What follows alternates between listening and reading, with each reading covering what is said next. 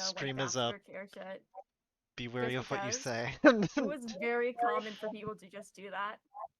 Okay, hold on. I have to pull up what I Artie did and I were not talking about last night do. now. You might not want to. Hold on. I'm gonna start reading. What is PokeFarm? PokeFarm was a website that initially opened its servers on January 1st, 2010. It was an adoptable pet website with a Pokemon theme. You collect creatures, Pokemon, with page views and clicks, help them grow, help your friends' Pokemon grow, gain special Pokemon, and collect them all. It was very similar to the site gpxplus.net, Global Pokédex Plus, which opened February 14th, 2009. And by very similar, it's nearly the same. Both are Pokemon Clicker websites, and the creator of PokeFarm, I don't fucking care about that name, and I'm not going to dox that name, directly based his website designs on their site at the request of his girlfriend, Rokon. More on that later. Wikipedia. There are two versions of the site, PokeFarm 1 and PokeFarm Q. PokeFarm Q was a reboot of PokeFarm 1 with the hopes of completely rebuilding the site and building back the community.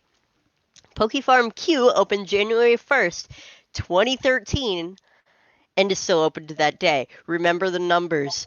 It opened 2010, and PokeFarm Q opened 2013. That's important. 3 years. This post is going to revolve around PokeFarm Q and what exactly went down in that.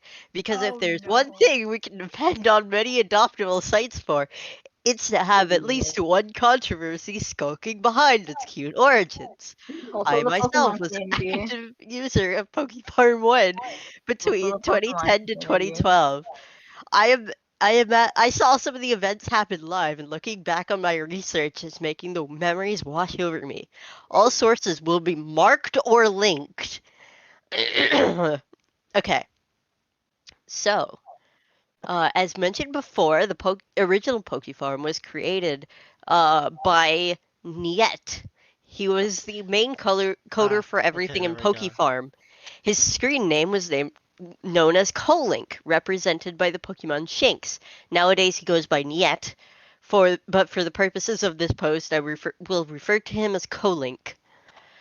In the farewell Pokefarm Q or Pokefarm 1 message written in 2015, Pokefarm 1 was mentioned as a side project by Kolink that was never meant to be popular.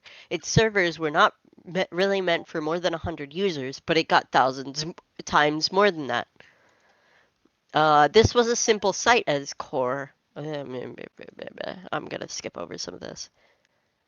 Okay, let's see. Meet the admin team. Here's the main players in the admin Discord. Kolink, the site's creator, represented by a Shinx. Rokon, Kolink's girlfriend at the time, represented by a Vulpix. Wolfen, a mod when the site first opened, to admin later to dot dot dot maybe more.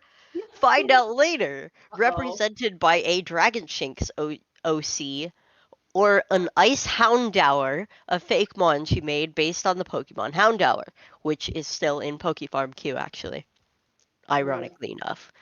Most of the admin team and part of the mod team were, well, unpopular to say the least. Wait,